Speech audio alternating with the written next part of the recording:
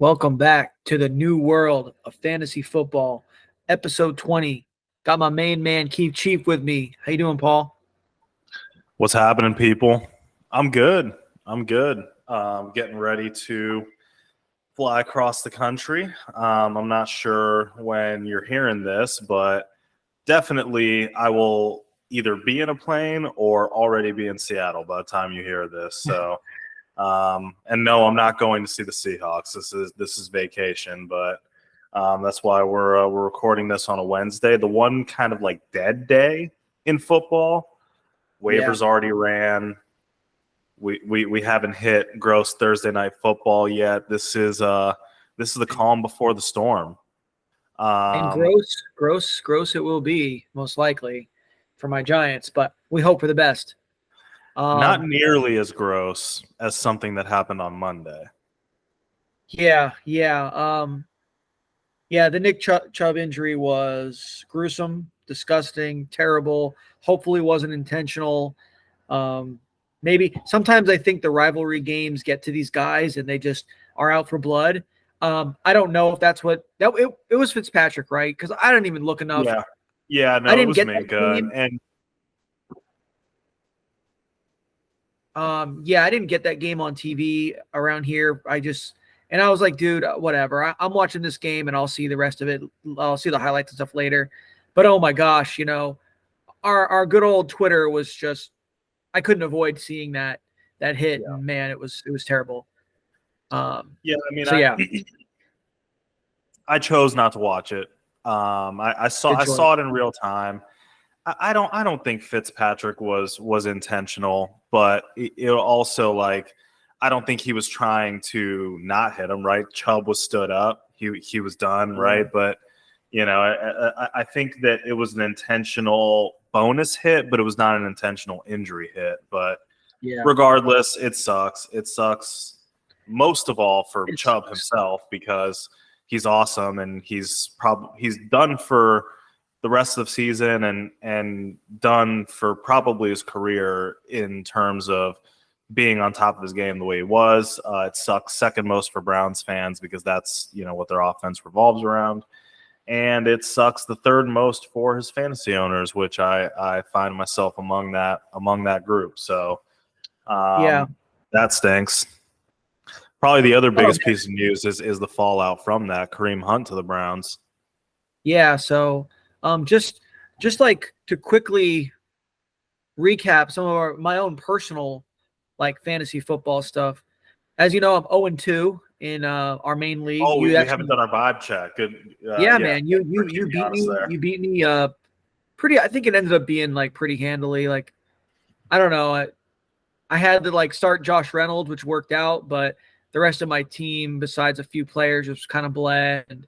My defensive pick of the Giants, I seem to do it once a year, and they let me down every time. I'll learn one of these days. But the process was right. I like to think most of the times it is. But hey, congrats on your win. It was a good win. You earned it. And hey, when my players connect, it'll probably never happen. It didn't even happen week one. If I can just get a full roster of players that, like my starters at least, that are just not injured for a week, it'd be nice. But hey, that's fantasy football for you, and you got to adjust. As with everything else, I'm thankful that my lineup decisions were wrong. They were wrong, but it didn't come back to bite me this time. But that's something that's like a theme for me all the time. My vibes are good. I went 2-1 on the week. Or actually, my vibes would be good if it wasn't for Chubb. Chubb ruined the vibes. So my vibes are not great because I never had him before, really. And I was super stoked about that this year. And 1.2 weeks in, here we are. Sucks. Yeah. Freaking sucks. Yeah. Really, really terrible, man. So the fantasy fallout of that is, well, it looks like Jerome Ford is going to be the dude, and then they brought in Kareem Hunt, and now there's confusion, and everyone already blew their wad on Jerome Ford. Some people more than others. Sometimes you just drop the biggest load you can, and then sometimes you don't. But it was an off day tonight, honey. I did my best. But yeah, it's whatever the top guy's willing to pay is what he's going to go for, obviously. And listen, I saw plenty of things before waivers of straight up people are like, all of it, it's all going in, don't care. I don't really love that strategy because there are still many weeks left to compete in, and what if something happens to Jerome Ford? We're in week two. Yeah. And you got zeros up on the board already. Yeah, it's and there's two sides of that coin, right? Because one would say, well, hey, the difference making players are typically going to be reveal themselves between week 1, maybe 1 through 4 at the latest. And then going forward, you're kind of just picking up scraps. So you might as well. But then come playoff time, you get the most random dudes that you've never heard of that are now thrust into starting running back spots, or some receivers might pop out of nowhere every so often. It happens. There's reasons to withhold a little bit. So it's whatever your philosophy is. I don't think there's necessarily a wrong way. If you get your player, you get your player, and you hope for the best. He could be a league winner. That's the thing about a guy like Jerome Ford. Not that his talent is immense, but it's good enough. And the Browns are, I don't think they're going to be able to change their whole offensive system. He's going to be plugged into that Chubb role, but you have to call your shot on a guy. And chances are, if you're a Nick Chubb guy, Nick Chubb owner, manager, you probably feel like you have to. And the reality is, like, I think he will be fine. He has some juice. He showed some juice on Monday night, and I think he's gonna give managers something. The Kareem Hunt thing is interesting because everybody's nervous about that. Where do you kind of sit on that? Well, I had somebody at work today that was like talking to me about it, saying, hey, well, I'm a little worried about Kareem Hunt. His waivers didn't run till 10 a.m. or something like that. So he was asking about it, and I'm like, dude, they willingly got rid of the guy. They're going to bring him back out of necessity. Is he going to take some of a role? Of course.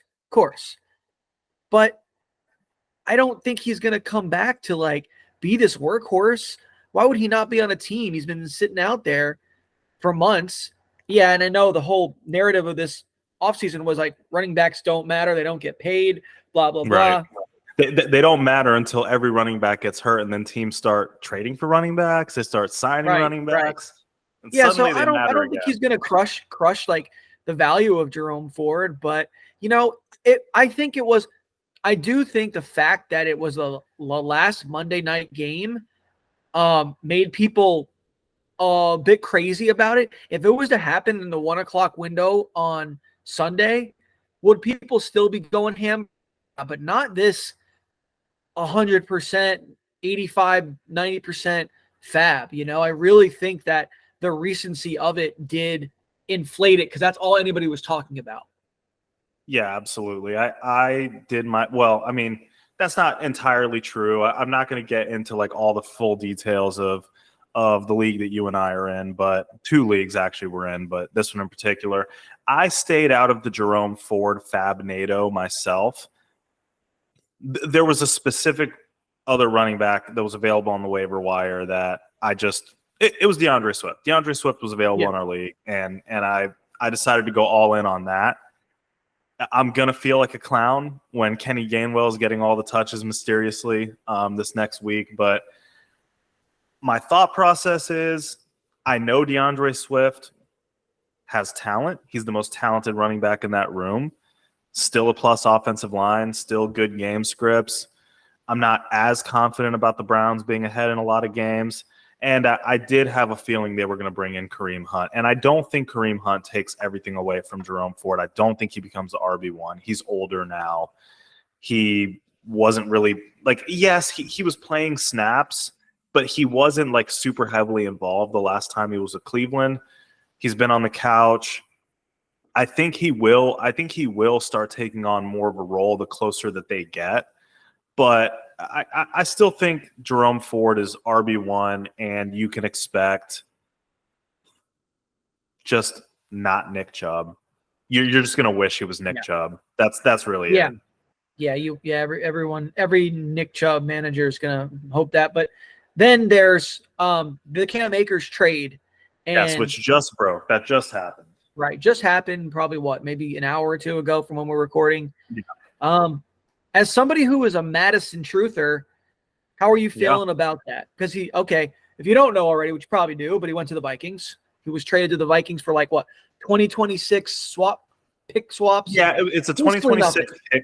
Yeah, exactly. It's a 2026 pick swap. I don't think we know what the picks are yet, but I am very sure that it's not super consequential picks. So they traded the man for a bag of chips. I've been very vocal on this pod about how I feel about Cam Akers. To put a long story short, I think that he has some talent. I don't think that talent has ever been consistently realized. Our feelings on Cam Akers are based on 12 games across 2 sample sizes. He had a really good end of season in he had a very interesting most of season in his rookie year of 2020. And then the last 6 games of 2022 is what everybody was kind of drafting him off of this year. But the way that I feel about it, I'm not impressed by most of what I've seen of him. I see him running not towards the hole just as often as I see him running towards it. And to me, in general, when a team puts that kind of draft capital in you, he was, I want to say, middle of the second round pick for the Rams, and you're still on a rookie contract, and they're desperate to trade you this year. They were desperate to trade you the year before, while also saying you were a great player and great around the locker room. Kyron Williams, a very not highly touted prospect coming out, comes in and takes your lunch. He was going to take your lunch the year before, but he actually got hurt before the season. So, yeah, I think Cam Akers, the Vikings don't have a lot of depth in their running back room. I think they're taking a shot on the talent. Yeah, I mean, look, is there some concern? Of course, Madison has not played well. They have not gotten a lot of production of the running back in Minnesota. I think that there's a few villains in that room of why they haven't got a lot of production from the running backs. I don't think that they've made much room to run in general from that line. But yeah, I mean, look, if Madison continues to not produce, Cam is going to get his chance. But in my opinion, he got plenty of chances in LA and couldn't do anything with it. So. Yeah, exactly. Yeah, that's the way that I feel. Yeah, I definitely feel the same way.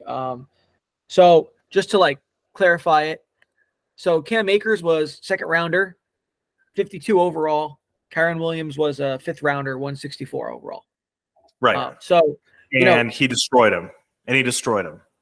Yeah. So whatever it is, they just listen. That happens all the time. Lower picks can end up being better than higher picks. It's not like he looked great. Kyron looked great last week. Well, we'll get into the reviews. We'll get into the reviews. But anyways, I am not super concerned about Cam Akers going over to the Vikings in terms of value for Madison. Listen, he's a good player. He's not a great player. He's got enough of a multifaceted skill set to me to be involved. And he was okay week 1. Touchdown saved his production a bit. I get that. But week 2, he played a nasty Eagles team on a short week. I'm not all super concerned. He's a guy you're happy to play in plus matchups, and in bad matchups, if you can fade him. But you may not have that option based off where you drafted him. Yeah, absolutely. And I just want to clarify something. Am I nervous about Alex Madison? Yes, I am. It has nothing to do with Cam Akers. I'm nervous about Alex Madison because of the way the Vikings play offense, which is very pass happy, that run blocking behind the O-line, and the fact that quite frankly, he hasn't shown much explosion this year. So, like, those three things are concerning. Cam Akers, least of my concerns. Yeah, I'm fully with you there. That's really the big news. So let's just jump into these reviews of these games, and we're going into the bikes again. It looks like we're gonna blitz them. We don't want to be here for 2 hours and waste everybody's time. But really, okay. So Cam Akers to the Vikings. We talked a little bit about at Madison already. I'm going to start with the Eagles. Pretty simple. A.J. Brown, don't panic. He's going to be fine. End of the year, you're going to be happy you drafted him. Bad couple weeks. So, you got anything to say about that, Paul? I have no arguments to that whatsoever. A.J. Brown has a large body of work. If somebody's nervous about him, try to trade. Try to trade with him. He's going to be fine. He's a trade target. Skittish fantasy players may be willing to trade him, and you can get them for pennies on the dollar if they're worried. So it looks like Smith is closer to being the 1B or the one adjacent than he was the number 2 like last year. But A.J. Brown's going to be fine. It's a good offense. They're well oiled. They'll be fine. He's going to get his. Now, Dallas Goedert, I'm not so sure about Dallas Goedert. He's, like I've been saying for a while, even in the offseason, he's basically he's the sexiest touchdown-dependent tight end you can get. That's really what it feels like to me. So he's one of many. He's one of many of those tight ends. So, I mean, if you drafted him, start him. He can have a decent game, but I wouldn't expect him to ever be the focal point of this offense in any way. Yeah. TJ Hawkinson on the other side. He's going to continue to be tremendous all year. That passing volume, his involvement around the goal line.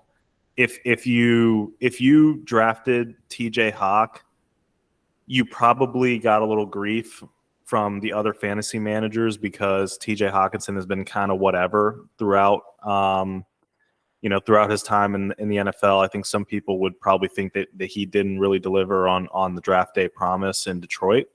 But you're looking smart as hell now. So congrats on that. I think the story on Hawkinson is how much did you believe in him based off last year? Because we see it all the time. A guy's production last year doesn't. Games, yeah. Well, when he went to the Vikings, basically, it doesn't always translate to the next year. But he's a perfect fit in that offense, and Kirk loves him. He's giving him plenty of targets. He's getting targeted just as much as a lot of wide receiver ones in a pass happy offense. You're happy to have TJ Hawkinson.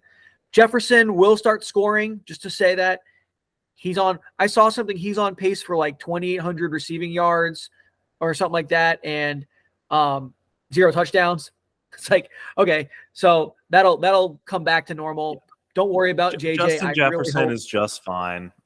He is the best receiver in football.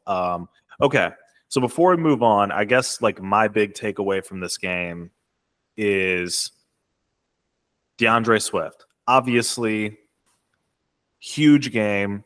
The reason why I went fab heavy on him, right? So me being the Swift truther here, right? I kind of want a different opinion. Is it just that the Vikings are paper thin on defense and the Eagles felt like they can run wherever they want? Kenny Gainwell went down. He was the first guy to come out of the running back room in week 1. So is this a mirage? Is it fool's gold? I think you saw his best game of the season, but I don't think it's a mirage. I think that you will get production out of him. You will struggle with the same thing as last year with running backs out of Philly. Short yardage is going to Jalen, and goal line's going to Jalen because it's the most guaranteed play that in football that now is getting copied. So that they're going to address it, but that doesn't matter for this year. and Kenny Gainwell is going to mix in. You might even get a little bit of Boston Scott mixed in there. So, yeah, it's probably going to be a little frustrating at times, but he was well worth the pickup, obviously. I just think that you're not going to see a 175 rushing yard game and a touchdown. Like, what did he get up with? Like 27, 28 fantasy points? I think that was probably the best. He ended up with 178 and 1, if I'm not mistaken. And it was something too, close right? to that. Say again? A few reception picks in there, right? Yeah. So, yeah, I agree. No, I agree. So then, go ahead. He got all the work. Probably won't happen again. They do like to mix their running backs in, but yeah, my whole thing there is I'm going to take a bet on the most talented running back. I think the other guys are solid, but they traded for Swift for a reason. So Pack Falcons. Pack Falcons, man. So this was a fun game, and I want to say Vegas got it perfect. It was like a 1-point spread. And you know what though? No, I think it was in favor of the Packers. I don't remember now, but whatever. It was a pick 'em. It was basically a pick 'em. Yeah, I don't care about Vegas that much. Screw that. Takeaways here, man. Love is pretty good. What was your one main takeaway? My one main takeaway is basically the Packers and the Falcons are surprisingly good teams to most of you. Even though if you watched before, I was good on both of them. So, toot my own horn there.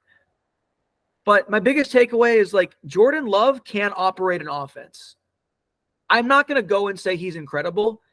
His stats are a bit misleading. Like he's gotten a very lucky touchdown rate. What is his touchdown percentage like 15% or something right high. now? It's like in the 20s. It's high. It's very high. It's not sustainable. Long story short, it's not sustainable. But here's the thing. I think that the questions are answered that Jordan Love can operate an offense, which is what we wanted to see. For the Packers wanted to see that. Packers fans wanted to see that. Fantasy managers wanted to see that. And I think he's shown he can do it. Yeah. I'm with you there. Look, I think there's a couple guys Jaden Reed. If you have the roster space, he could be worth a stash.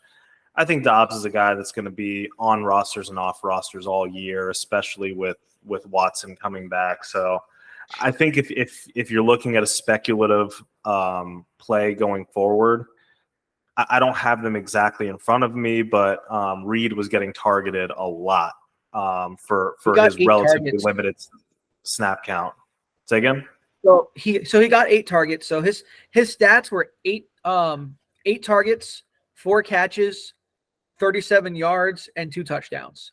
So yeah, so like super efficient on the touchdowns, but still, that would be the guy. That would be the guy that would look, because look, Romeo Dobbs had 2 touchdowns, and and then nothing after that, right? So, right, and that team was. Go ahead. Sorry. Go ahead. No, yeah, I was just going to say, my kind of like main takeaway is Atlanta's winning formula is not fantasy football's winning formula when it comes to the pass catchers. So like Drake is going to have some games. Kyle Pitts may have a game at some point, but they are only going to pass the ball when they're not doing what they want to do. Which is not great vibes for fantasy. So it's a bummer for me to see that, but it's just we've seen their game plan, and it doesn't include good things for their pass catchers. It's two games in a row now. Desmond Ritter is the quintessential game manager. He's not really a good passer of the football, but he's a smart player. So he's running that offense well. That was another takeaway. Bijan's fantastic. He's a top 3 running back in the NFL already. Tyler Algier is a pain in the butt, but it is what it is. Obviously, you're starting Bijan always, and that might be the only asset you're starting always from Atlanta. Yeah, agreed. Algier's fine if you predict a positive game script. If they have to salt the game away, there won't be many. He's going to be that guy. He's a crapshoot player because they're not going to be favored like heavily in many games. No. But if you want to throw him in your flex and just hope for the fall-ins touchdowns, you can. So that's really it, though. I mean, Drake London, yeah, he's okay. He's a good player, but for fantasy, he's going to be up and down because, like you said, that's not what the Falcons want to do. So yeah, anything else from this game you want to hit? No, let's move on. This game makes me sad. All right, man. Next one makes me happier though. Raiders, Bills, man. I'm gonna let you start. You start with the Bills because you're heavily invested in Bills players in fantasy. Yeah, Bills Mafia, stand up. I was nervous, man. I'm not gonna lie. Like that weird Jets game where Josh Allen suddenly, like, I don't know if AI took over his body and, he just felt like he had to consistently throw to deep double coverage, but he played a clean game. And that's all I really needed to see from him. They should have whooped the Raiders' ass, and they whooped the Raiders' ass. And so that was what I needed to see. They're back. My hand has now moved back away from the panic meter. And we're fine. Obviously, Diggs, you're going to be starting him every week.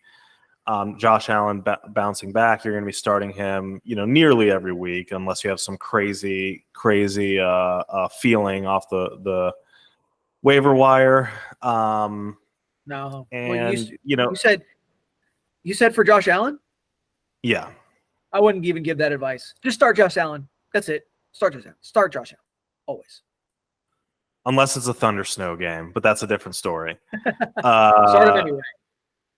Yeah, if there's a real takeaway for me for this game, I know you're going to have one, but the real takeaway is the Bills are who we thought they were coming into the season, which is a really talented, fun offense that is ultimately a little bit flawed when it comes to like real football, but we're back. Bills Nation is back.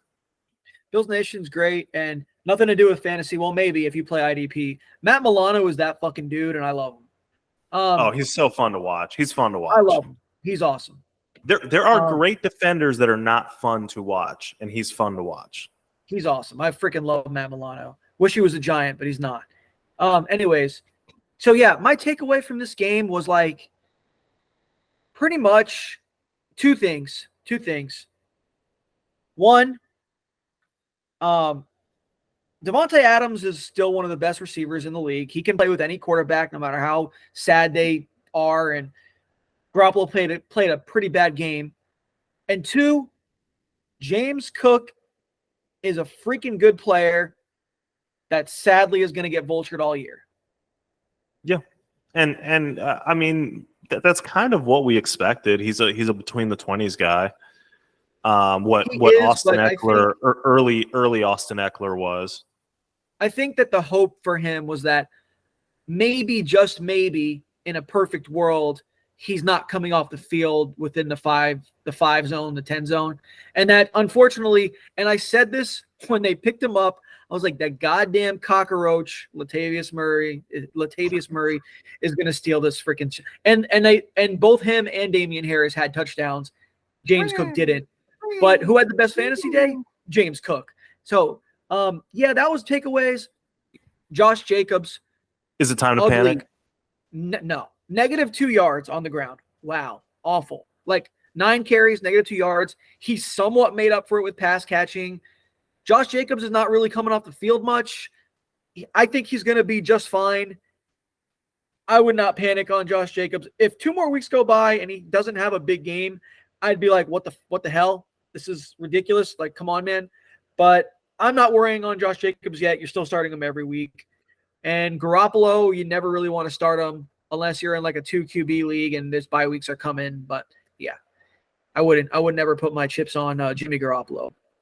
So I don't think we're panicking on Josh Jacobs, but as a fantasy community, I think you have to reset your expectations on what he is, which is he's more dependent on matchups than he was last year. Last year, he was locked and loaded RB1 every week. I think you kind of probably have to start him every week regardless, but you're not going to feel good about starting him every week. I mean, we've seen it now. You know, I'm fine starting him every week. I don't care. I believe in him. I've always believed in him, except for 1 year, which was last year, which was the best year. So, fuck me. they can get railroaded by Pittsburgh again, and then my panic button's coming out personally. Okay, I don't think that's going to happen, but we'll see. So yeah, that's really all I got from that game. Good bounce back game for the Bills. Ravens Bengals, man, a divisional game, a close game, and man, where is your panic level on Joe Burrow? Excuse me. So, I feel like I'm on the witness stand. I have to take a sip of water before I answer the question. It's high, Andrew. There. It's high. Give me a number. Between 1 and 10. We're at DEFCON 6. I mean, obviously, like, it's the calf, right? Like, I'm sure, like, okay, he kind of came into the season with this calf concern. He said he was going to be fine. Clearly, that was a lie. He doesn't look right. It's one thing, like it was like I wasn't worried at all when it was the rain game. These were sunny skies. Just didn't look right. Didn't look good. He didn't seem to, wasn't able to get Jamar. He hit T for a couple touchdowns, so that was cool. But like, now he re-aggravated the calf. Is he going to be out this week? What does that do to their pass catchers? Like, it's a long season. There's still plenty of time. The Bengals have a history of starting slow. We've seen that. So, even though to me we've reached DEFCON 6, I'm not taking us into 7, 8, 9 yet. But, okay, like if he's going to miss time, this is a quarterback you invested some real draft capital in. This ain't Danny Jones, right? Like, so yeah, there's fantasy managers that are nervous out there. I think he's going to turn it around, but it's probably going to involve a couple missed games to rest that calf. And that's not something that anybody who invested in this offense is going to want to see. No, definitely not. And I think that the panic meter on Joe Burrow is temporary. Like, if you need to pick up a streamer, there are probably good ones on the waiver wire for you to pick up. Dude, if Jared Goff's available, like, why not? If you're really concerned. But don't like drop him and don't trade him for peanuts, because I think come week 7, 8 and going forward, you're gonna get the good Burrow. And if once again I said the same thing about AJ Brown, I'll say it about Jamar Chase, because now that T. Higgins scored a couple touchdowns, people who have T. Higgins are not gonna sell him. But if someone's freaking out about Jamar Chase and you can get him for a good price, go get him, dude.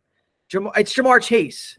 Like, yeah, he's a monster, and he's had a rough couple starts for other circumstances too. Whatever. It's Jamar Chase. You go after you go get him if you can get him. If you're in one of those leagues, there's so many leagues out there I see that people are just so hot and cold on players. Like, there's no analysis behind, like, the low fantasy number, don't like it.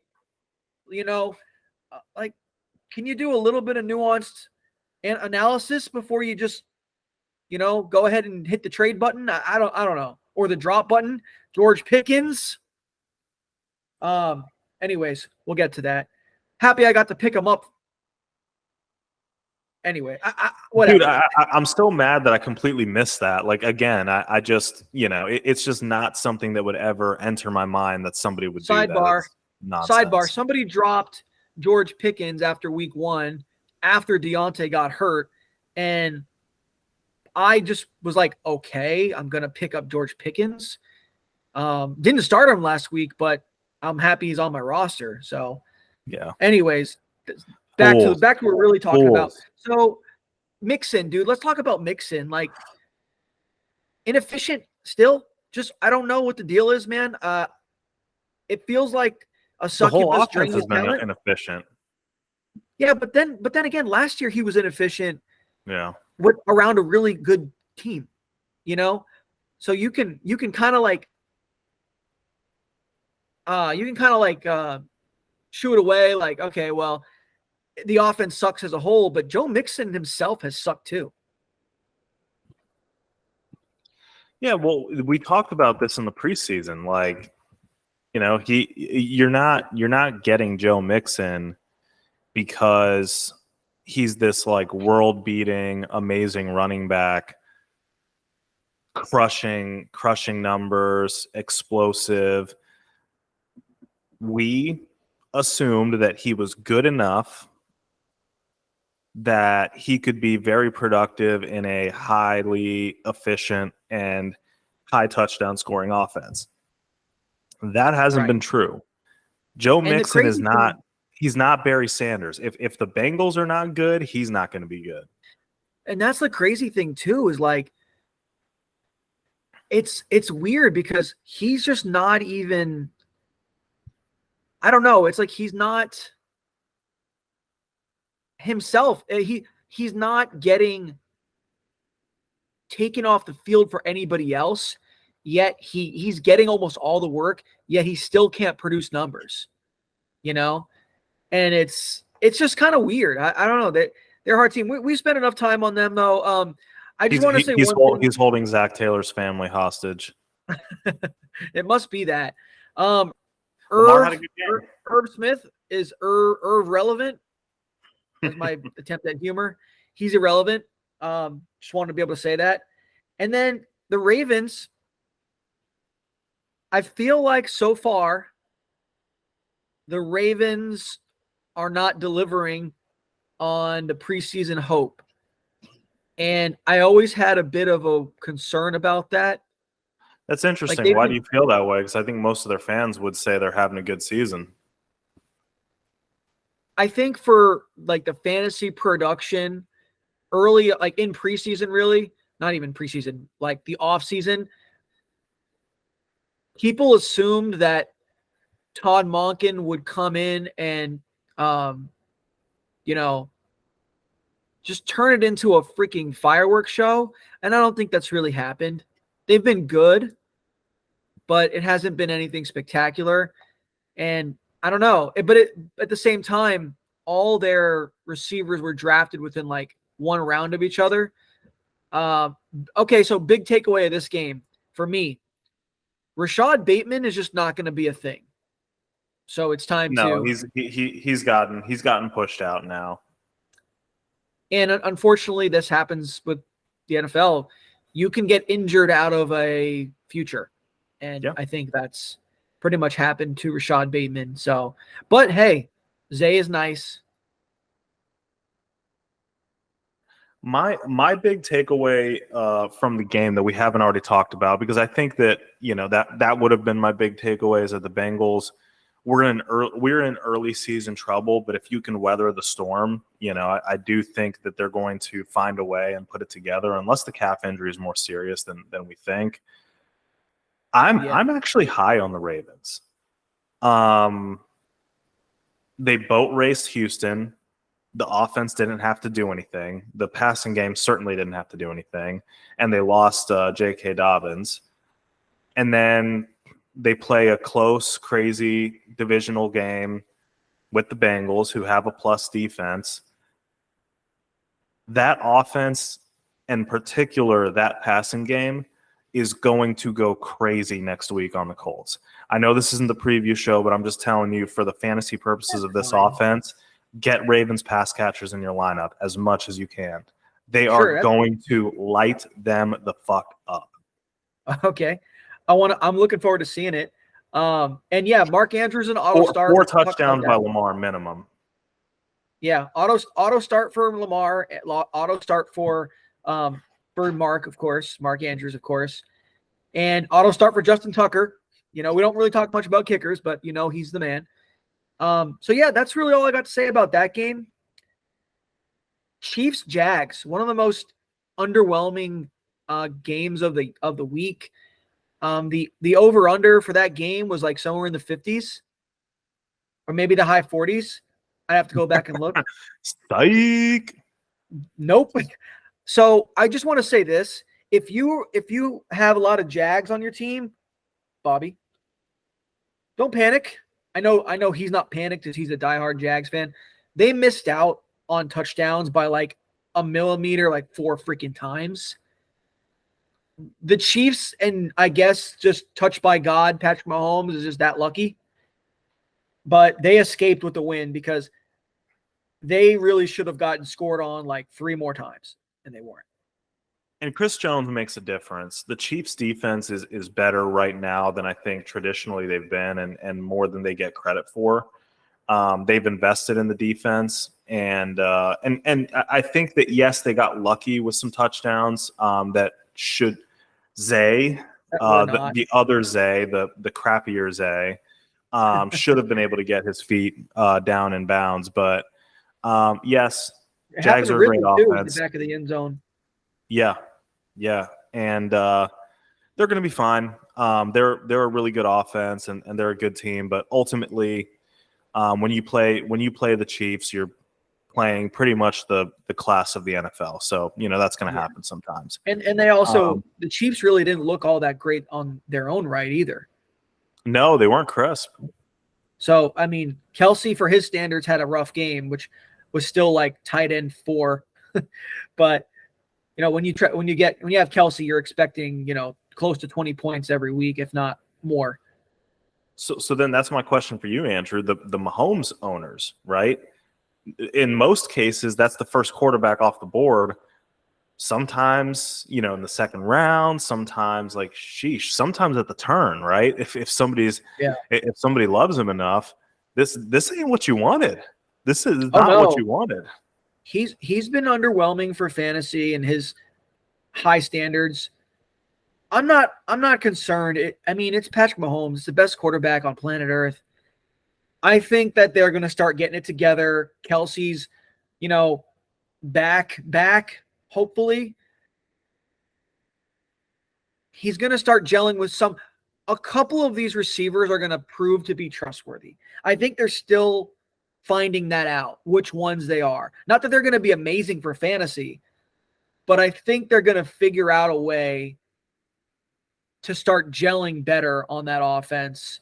And before you know it, Mahomes is going to be tossing, 4 touchdowns a game. Yeah. I'm not super concerned early. It's still early because we feel like 2 weeks, it's all we have to base it off of. Yeah. And it hasn't went well. It's the end of the world. No, it's not. If Patrick Mahomes freaking, broke his freaking leg, all right, then it's the end of the world. If you'll recall, Andrew, the Chiefs had a rough start last year too. People through like 3 or 4 weeks were trying to say the dynasty was over, and then they won the Super Bowl, so they're going to be fine. Yeah. Okay. So anything more on the Jags? Christian Kirk. A takeaway of this game my takeaway. I was going to talk about Ridley. I just want to say Ridley is the one. I was dead wrong. I admit that. The Kirk week 1 seemed to be a bit of a mirage. I don't know why. He was phased out. He's back. Lawrence trusts him. Yeah. For anyone who panicked on Christian Kirk early, shame on you. They did not pay him that money to go hold helmets for everybody. No. When it comes to wide receivers, when you're not the number 1 wide receiver, it happened to T. Higgins. It's happened to Devontae Smith before. When you're not the number 1 guy, there's going to be some times where you get kind of left out in the cold, and it sucks. It happens. Yeah. But when you're on a good offense and you have a good quarterback, more often than not, you're going to have good games. So for sure. Just try to remember. And I will say, Travis Etienne should be started, and do not fully panic. I know he's not a guy that you drafted highly, but don't fully panic on Tank Bigsby. He'll get involved soon. I heard there was some kind of injury with him. I think I saw that on Twitter. There probably was for it to be. Yeah, I don't think it was anything major, but I think he's dealing with something. Probably, and you saw from week 1 they liked him. They wanted him on the field. But yeah, and then Evan Ingram. Listen, he's one of the few tight ends with a high athletic ability on a good offense. He's a tight end. He's not always going to work out, but you keep starting him because he's one of those guys that can win you a week at times. So you don't want to pick up, like somebody who's just not able to really to provide that for you. So yeah, anything else from this game? I think we're pretty much good on it. No, we covered it. The Chiefs and Jags are both good offenses that didn't have good days. Don't panic. Yeah. Takeaway from the next game, Chargers and Titans, is like, why are the Chargers just freaking eternally shit? Well, why can they just not ever win games? It's just so amazing to me. It's coaching, and they're not as good. They like the Chargers are the preseason. Like if there's such a thing as a preseason Super Bowl, they win the preseason Super Bowl every year. They're basically like Cowboys West. Yeah, and I think that America maybe is finally waking up to that. They're not as good as they're supposed to be. Justin Herbert is great. I'm not taking anything. Justin Herbert is the quarterback. Yeah, I don't know why. I don't know why. Like my brain just buffered for a second there. I'm sorry. It's been a long Ryan week. Leaf, Drew Brees, So far, Charlie Whitehurst. Keenan Allen is awesome. He's going to continue to soak up targets in that offense. Mike Williams is going to have his big Mike days, and he's going to have his little Mike days. You're just going to have to get used to that. Josh Kelly sucks. He is going to get volume, and in good matchups, he's going to look good. They tore apart. It was Minnesota last week, right? Or the week prior. But regardless, like I think the Chargers are fine. They played Minnesota this week. They played Minnesota this week. Okay, so who'd they play the week before? I don't know why I'm messing that up. I'll find it. You're good. But I'll get that corrected. To put a bow on everything else, they're not as talented around Herbert as we think they are, and they don't play defense. They're not particularly well coached. Homeboy is already on the hot seat from what I'm seeing online. So yeah, talking about Brandon Staley. Yeah, exactly. So yeah, week 1, by the way, was a shootout with Miami. Miami also can't defend, to be fair. I knew it was somebody that can't stop a nosebleed, but is a high-powered offense. And then on the other side, Andrew, I know this is something we both agree on. Tannehill is a smelly butt. He's over the Tannehill for sure. Yeah, and you talk to me about Derrick Henry because you're a lot more invested in him than I am. What are your thoughts on that, on him?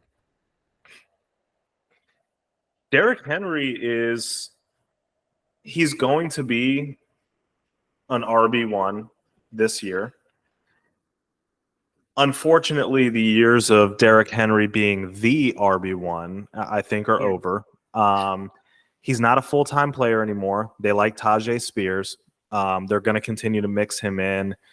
In fact, he gets some high-value touches through the passing game as well, and I just think they like him. He's a talented player. He dropped in the draft due to injury.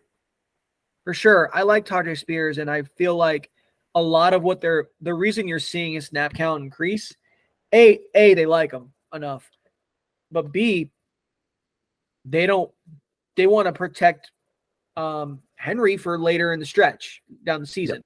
If that's going to matter for the Titans, I don't know, but that's not their thought process. Is we're going to make the playoffs, right? So, okay, cool.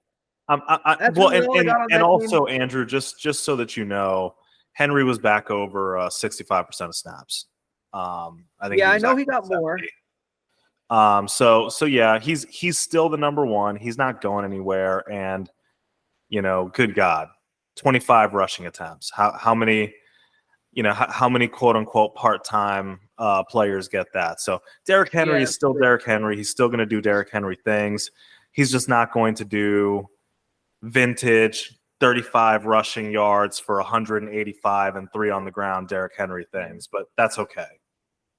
Right. And then just to quickly to wrap it up, no Eckler in this game, unfortunately, and I don't I don't want him to be back on week 3 because I had play against someone who has him on their roster, so I'd rather not play against Eckler. But we'll see. They said there's no timetable, which can mean anything. So, Seahawks Lions, man, fun game. Real quick before moving on with the Titans, we've seen this through 2 weeks now. DeAndre Hopkins is the target vacuum in this offense, but that still doesn't make him anything more than a wide receiver 3. So, just do with that what you will. True. He's a lower depth of target possession, big name possession guy at this point, which can be fine, but you're going to need him to score a touchdown for his days to really hit. So, anyways, let's move on. Seahawks Lions. Fun game. Man, the Seahawks really surprised me in this game. I thought that they were going to struggle on offense a lot more than they did. That's for sure. Well, the Lions are usually the fix for that. Right? And it's like you feel like the Lions, at least for me, the Lions feel like they've gotten to be a better team, even in defensively. They've got some big names on that. They drafted Jack Campbell. They've got of course Aiden Hutchinson, CJ Gardner-Johnson, who talked a bunch of shit and then got hurt. Idiot. Like they're better, but they're just still felt not like they were what you're scared of. Turning the corner to be at least an average defense that would allow their offense to win them games. And their defense got blown apart in this game. Ken Walker, 2 touchdowns. Tyler Lockett had 2 touchdowns. Not very efficient on the ground, so something to watch. He wasn't efficient, no. But I do feel like that O-line is going to hold them back in Seattle. But they were able to make it work in this game. Stormed their way to 37 points. So that's impressive with not a real O-line that's got decimated, and they put it together well. So to address something from the preseason, the concerns about Charbonnet, he's not a threat to Ken Walker. He's the clear number 2. He comes in there for mop up. So Charbonnet is a lottery ticket or a handcuff. Are you dropping him? He's not solo viable. Are you dropping him from your rosters? Not if I don't have to, because of that potential upside, but that's just going to depend on the depth of your league's bench. He does feel like one of the more important handcuffs to have. Yeah, because he's clearly the other guy. Yeah. Like behind him, I even think the other guy they drafted, McIntosh out of Georgia, I don't think he's healthy right now anyway. So big news also from that game, David Montgomery being hurt. That's pretty big. Is it fine with Gibbs' season? I don't think they're going to fully open things up for Gibbs to be the workhorse, but he should be worked in a little bit more. I just think they want him to play kind of that Joker role for them. Dude, he's their DeAndre Swift 2.0, and it drives me crazy. You drafted this guy so high. Yeah.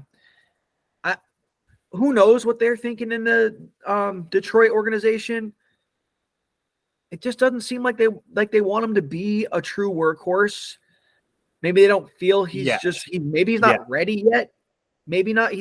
Maybe it's going to be a year. He's got to put on some muscle. I don't know. I love the talent. I love the all-around ability of Gibbs. So it's not going to happen as fast as you want. And I mean, you know how much I like to talk about names and how when they're really just uninspiring, you don't even want to pick them up. Craig Reynolds. I already know where you're going. Craig Reynolds. Craig Reynolds. The coaching staff likes him. Your local grocery store manager, Craig Reynolds, is probably going to score a freaking touchdown. Is he going to be? I'm not going to be a part of this weekend's preview episode, but is he going to be a guaranteed for you? A little preview for the people. I am not guaranteeing Craig Reynolds, but I would just put it this way: when he scores, I am not going to be surprised. I'm going to laugh. And it's not because Andrew, and you know, like, I think that just goes to show you that teams kind of play how they play, right? Like they need a hammer, and they need a shifty guy. And yep. Long story short, I think Gibbs is going to get more work. I just don't think it's going to be as much work as fantasy managers want right now. No. But he's going to get more. His talent is going to keep him off this is not going to let them keep him off the field. One more thing really quick that I wanted to touch on before we moved on from this game is JSN, man.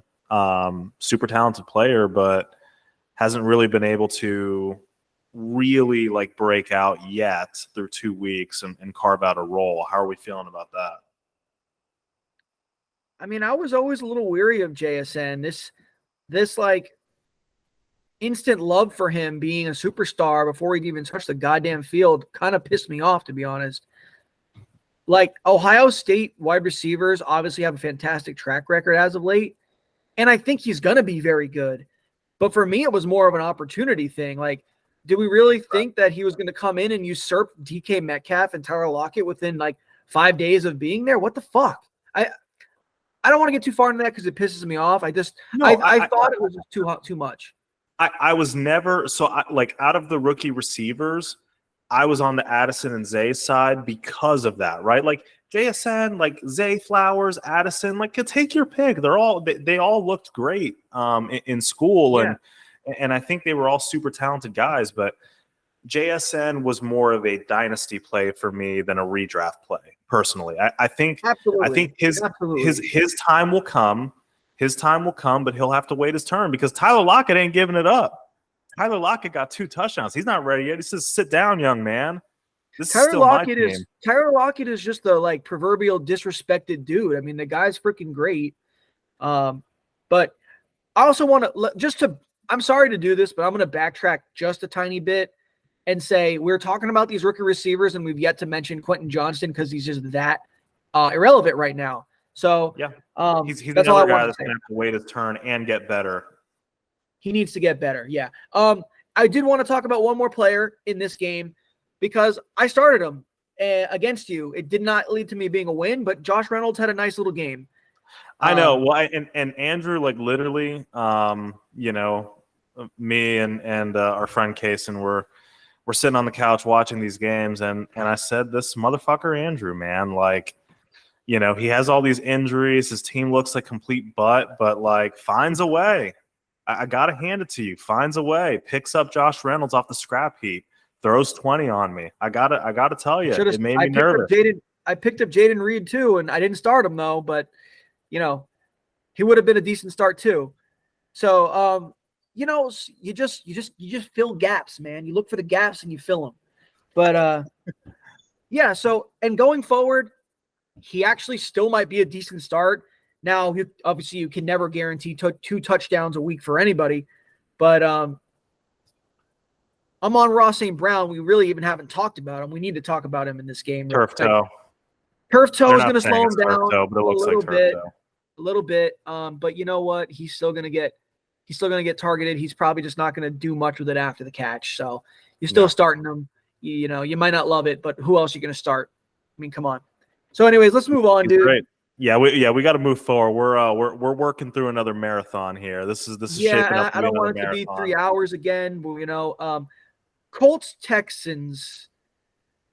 Anthony Richardson. Let's do one takeaway. Let's pick one takeaway each here. Okay, so, well, you pick yours first, and then I'll pick the other one because I have 2, and I think you're going to pick one of them. Okay. I guess mine is just that I think that Dame Pierce, it's just I don't think Houston is ever going to be able to get enough of a consistent run game going where he's going to be a locked and loaded starter. There will be games inevitably that he's going to break off some runs. There's going to be games where he'll get a touchdown. There will be some favorable matchups going forward, and teams have a tendency to figure things out, right? So like over the course of the year, I think they're going to try to figure something out with that O-line. But dude, I mean, he had a lineman in his lap the second he touched the ball every time. Every time. You can't run that way. So I'm really down. We're in down bad territory with their running game. Yeah. So that's my takeaway. But CJ was actually fine. He was able to move the ball through the air. Yeah, so I'm gonna piggyback on that real quick, and then I'll say mine. What's happening with Dameon Pierce right now is it's two things really. Number one, he's on a bad team. Now, really good analysis there, right? But secondarily, and what's compounding this issue, and I think it's one of the more big surprises of the year so far, nobody in the world expected the Texans to become a drop back passing team. And CJ Stroud has dropped back, like, I don't know the exact numbers, but he's up there like top 5, top 3 of dropbacks. He had 40 something attempts. That's wild behavior for He's a rookie. supporting Nico Collins, Robert Woods, and Tank Dell currently. Like, that is very surprising to me because you think, okay, they bring in DeMeco Ryans, defensive head coach, gonna play the ground and pound, play good defense. Well, the defense ain't playing well, and it's like been the opposite. They've turned into like pretty much Minnesota South, you know? And then my other takeaway is, okay, another thing I'm going to say I was wrong on. Anthony Richardson is a QB1 in fantasy, and that's it. Dude's a great runner, and he's more developed in his actual passing and playing QB than I thought he was. So yes. I have to say that. 2 touchdowns, rushing touchdowns in 1 quarter, unfortunately got hurt. That game could have been historic if he didn't get hurt. For the sake of time, I'm not going to wax poetic on Anthony Richardson, but I'm very encouraged by what I saw. For our boys, our home team, the Lost Marathon episode will be available to you in its raw form. It wasn't for public consumption. It wasn't the highest quality for us, so we decided to skip it. But if you want my detailed thoughts, very detailed thoughts on Anthony Richardson, they are there. In this fantasy context, Anthony Richardson is a QB1. Michael Pittman is a fine wide receiver 2. Check out of this offense until further notice, until JT comes back. Yeah, Zach Moss is fine in plus matchups, though. I will say that because he got so many snaps. This was the matchup. Houston was the matchup. True. Everywhere else, he's not going to do what he did. Who do they play this week going forward real quick? Doesn't matter. Zach Moss sucks. He does suck. They play Baltimore. He's better than me. He is better than me. I'll say that. Dude, Bucks Bears. Can I just start this one? Because I know this is a big hot point for us. I can't get with Justin Fields, man. Whether it's the coaching or whatever, I can't do it, man. I just can't do it. It's everything. And again, I had very detailed thoughts after week 1. I'll keep them more brief this time. It's not just concerning anymore. It's dumpster fire. It's dumpster fire that's getting thrown into an even bigger dumpster fire. Like the defensive coordinator is like missing or whatever. I don't know what's going on there, but like it looks like he's been missing the whole year so far because they cannot stop anybody. Like, have I been very happy with the early returns on Baker? Of course. I'm a Buccaneers fan. But, like, they're making Baker look like prime Rodgers. Give me a break, man. Their defense is absolutely awful. 4 designed runs for Justin Fields. That's fucking unacceptable. Yes, Justin Fields is not a great pocket passer. Why are you trying to make him a pocket passer? And then at the same time, how does that make any sense? You're not even letting him throw the ball down the field ever. It's so stupid. But yeah, I actually found their defensive offense. It's an indictment on all of it. Justin Fields is not who we thought he was, but they're also setting him up for failure as well as a coaching staff. Yeah, they're compounding the problem, and then their defensive coordinator actually found him. He's right here. He's out, bro. Nice. So like, dude, I'm sorry. I can't get with the Bears. They're becoming the most poverty franchise in the league. Like, they're pretty much there. All the history out the window, man. They suck. They suck. Horrible. On the other Bucks, side, Bucks are fun. Bucks are fun right now. With that said, I will say you're still starting Justin Fields because he can pop an 80-yard touchdown run at any moment. Yes, that is true. Well, if they let him, if they let him, he just gotta say fuck you guys and go. I mean, he proved that last year. When he does that, he is good at that. You're still gonna start DJ Moore just because high draft capital, but man, he's also another one. He can take a screen to the house. He can take a bomb, over the top and score on it. Well, and he's the only guy they have that's really capable as a receiver. It's just a bummer, especially for somebody who invested in them. It's not what anybody wanted. Like there were people who were a little more bearish than bullish on this team, no pun intended. But it's been a fucking disaster.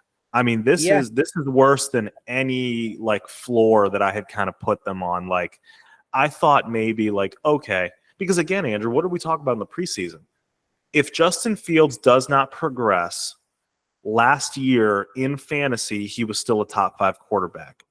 But if you do not design runs for him, if you have him in a drop back offense, if you try to turn Justin Fields into Peyton Manning, that's how you make him a bottom 5 fantasy quarterback, not a top 5 fantasy quarterback. I don't understand why you would do that, but obviously Matt Eberflus, in his infinite wisdom, has chosen to do that. It's really odd, dude, and that's the decision they're making. But you know what? So let's just give me the guys. You're starting Fields still, regardless of the crap. You're starting Moore. You're probably starting Herbert? DJ Moore, especially this next week, because they're gonna have to try to come back against Kansas City. They won't, but he'll get volume and it's fine. Yeah, and then Herbert, on the other side, Roshan Bucks, Johnson, Stash Johnson, I guess. No one else on the Bears for me until further notice, until something. Yeah, they're not changes. startable, but maybe you're stashing Roshan. Yeah. No, you stash Roshan. Okay, Bucks. Talk about the Bucks, man. Big I love Mike, Baker. baby. I love the redemption arc, man. This is like the best part of every anime. He's just like, I'm back. I'm ready. And he's gonna start disappointing you guys soon. Because that's what Baker does. It starts next week. It starts in Philly. He played Minnesota, who are frauds. Played the Bears, who are awful. Now, I'm a fan. I'm not saying I'm not a fan of the team, but I know who the Bucks are. They do have some limitations. Like we're not going to go and beat Philly. So I think that this week is going to be a little bit of a letdown. But shit, starting a season 2-1. You tell me the preseason that's how we're going to start. Hell yeah, I'll take it. You'll take that. And is it too early to pat myself on the back for this being this year's Seattle or not? Not yet. Let's check back in week 5. All right, fair enough. So Bucks, man, and Rashad had a nice bounce back game. He did, and once again, Bears. I gotta say, man, Bears is going to make it so easy for every running back. Bears and Texans, those are the matchups right now for running backs and Giants. Sorry to say. Yeah, he's going to have tough sledding against Philly, but everyone has tough sledding against Philly. Don't panic. Yeah. When Mike is going to have another big game against this Philly defense, the Philly secondary that's a little weak right now. No, I think what's going to be hilarious in this game is both offenses are going to want to and try to run the ball, realize that they can't, and then just start going crazy passing on each other. But Philly is probably just going to be more successful in doing that. I agree. But anyways, not reviewing. So What else I want Rams to and say San about the Fran? Bucs? Huh? Rams and San Fran? Yeah. Let's move forward, man. Rams versus 49ers. I honestly didn't get a chance to watch a lot of this game, so I don't really have many takeaways. I watched it. I'll just take away this. The amount of targets that Puka is getting is incredible, and it might be a train that's just not going to stop. Yeah, it sure doesn't look like it. Is Cooper Kupp the new Wally Pipp? Dude, no, For all he's you not, old because he's heads still out there better that than got Puka. that joke. I'm very interested to see what happens if/when Kupp comes back in week 5. Puka has earned a role on this team. There's no question about it. He's absolutely earned a role. A lot of his role right now is the Cooper Kupp role. He's doing a lot of what Kupp was doing in the middle of the field, in the Finding slot. zones So, and just finding holes in zones. yeah, but I mean, even when Kupp comes back, he's gonna have a role. I just don't know what that role is gonna be, but he's gonna have Absolutely. a role. He will. But it's hey, I mean, color me surprised. Going into the season, who would have thought the Kyron and Puka show, lighting it up? Not just like, oh yeah, they're a bad team, they're getting volume. No, lighting it up. Kyron Williams was freaking running over the 49ers, Andrew. The 49ers, Absolutely. the unstoppable juggernaut. And they had a nasty backdoor cover for everyone that bet the 49ers on this game. McVay did that on purpose. I don't give a shit what anybody says. He did that on purpose, kicking that field goal. But no, they were frisky. And I think it's just as simple as McVay knows how to get his guys to run his offense. I mean, I'm telling you right now, on an even playing field, McVay has Shanahan's number. If you go back and look at their matchups, like, he knows what Shanahan does, and they always play each other tough. He plays him tough, in particular. Yeah, they're rivals for sure. They're absolutely rivals. So, and if we're doing just one key takeaway, if there is only one takeaway here, Stafford's back, man. Obviously not peak of his powers, Detroit Stafford, but dude, he was making some throws. And zippy throws, not the noodle arm bullshit we were seeing last year. Well, yeah, I mean, he's in streamer range for sure. Cincinnati, I think they're to me, they're a mid defense. So you can stream them. You can stream Stafford if you need to. It's kind of early. I don't know why you would really need to, but maybe. Depends on your league. If you're a Joe Burrow manager like me. Yeah, okay, that's fair. Debo's still a good player, still does what he does. Not really much to say there. He's not dead yet. Ayuk didn't take his job. Nope. We talked about that in the lost episode. No, but hey, that's not 100% fair because Ayuk got injured. McCaffrey, do I really have to say anything about McCaffrey? He's amazing. But dude, does it feel a little irresponsible that they played him 100% of the snaps? 100%? I don't give a shit about that, man. That shit's overblown. If the dude's a stud, he's a stud. I don't care. Okay. People will be very sad if on that last snap of the game,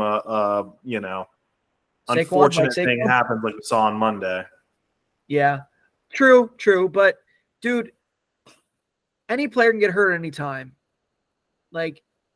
It's the risk you take playing football. It's kind of the same thing in baseball that annoys me. It's like, well, the guy's working on a no-hitter, but he's got 101 pitches, so you got to take him out. Dude, screw that. Let the guy finish it off.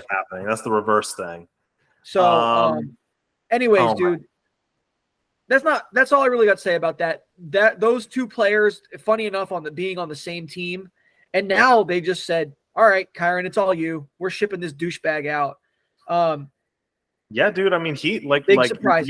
You want to talk about he just I mean, he should have won the job last year, but this is officially like just the most ridiculous cuck job I've ever seen. Just completely took him. And I will say this before we move on. Puka and Kyron and examples like that is why fantasy is awesome. It's why or fantasy football, I should say.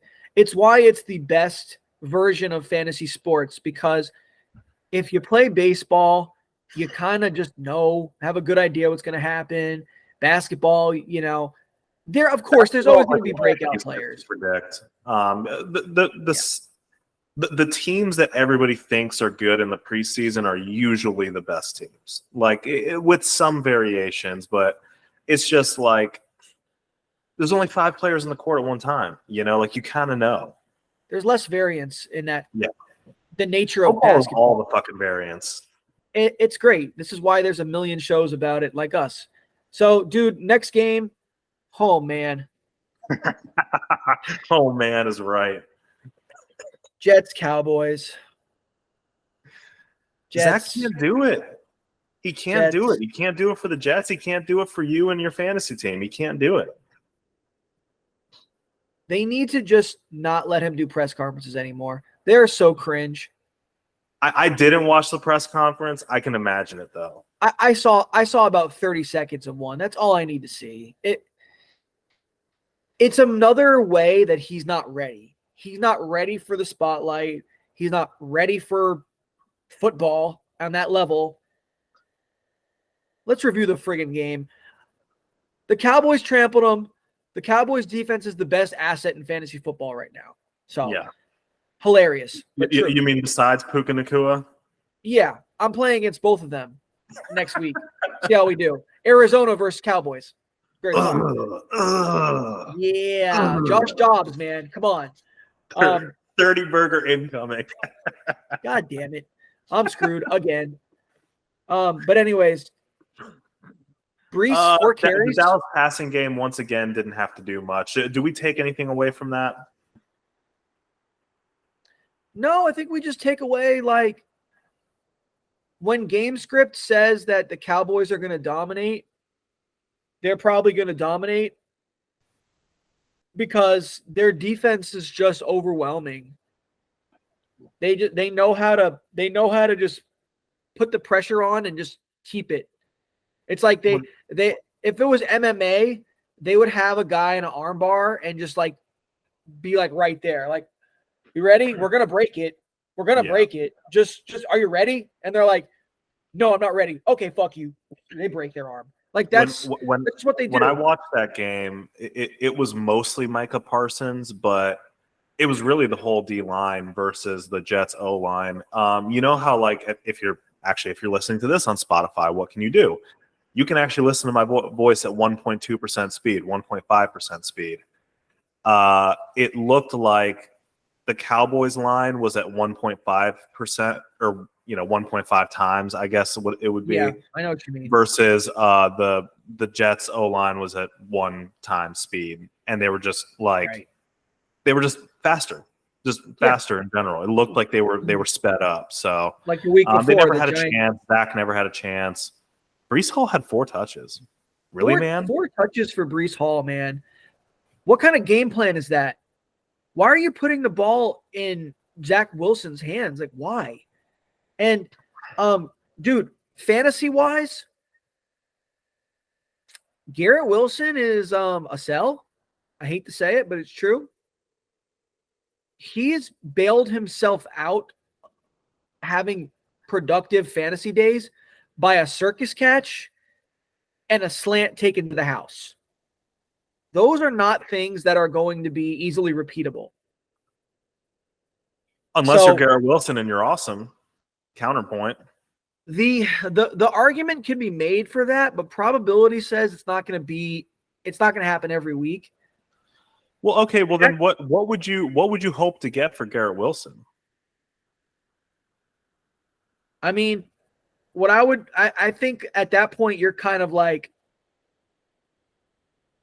maybe you're packaging like another like mid-tier running back and getting yourself a wide receiver that has a chance to be consistent. Yeah. You know, like if, I don't know, for example, like let's see. If you can get yourself like a DK Metcalf for him, I don't know, somebody that has a chance to be consistent, a Keenan Allen, if you can trade him like for a Keenan Allen, like something like that, I could see that. But as much as I love Garrett Wilson, I think as football fans, we love Garrett Wilson. It's hard not to, but man, I just don't think it's sustainable. And I hate to say that because I love them. I love Garrett Wilson, but man, it's just, I don't think it's sustainable with Zach. I won't spend a ton of time here, but I will say that I do disagree with that. I think that for what you are most likely to get for Garrett Wilson in a trade, I just think that his talent and opportunity, albeit very bad opportunities coming from Zach Wilson, I think I would probably just wait and see what happens. There will be some better matchups than the Cowboys in the future, and you know, there's always a chance that the Jets go shopping for a quarterback, right? So, like, you know, unless you're going to get like something really great value, I think, you know, like there's receivers on bad football teams that have value all the time, if you still believe in the talent. But that's just where I sit there. Tony Pollard's good. He's going to keep being good for fantasy all year. Yeah, I don't think we need to deep dive into that. No, he's good player in a smash position. So, yeah, I mean, you can ride him all year. You're good. Tommy's Broncos. It was a close game, but yeah. Well, let's just real quick. I just want to talk about the fantasy assets of the Cowboys. CeeDee Lamb obviously start every week. Other than that, every other receiver on that team is a drop. Go ahead, you can drop Brandon Cooks. It's fine. They don't need to throw. They really don't need to throw that much. No. I mean, you're fine dropping Brandon Cooks. So yeah, Commies Broncos. God damn it, Broncos! You couldn't beat the Commanders, and just for just a minute, the Giants didn't have to be the only team in last place in the fucking division. You had to just let them storm back. Fuck you, Sean Payton.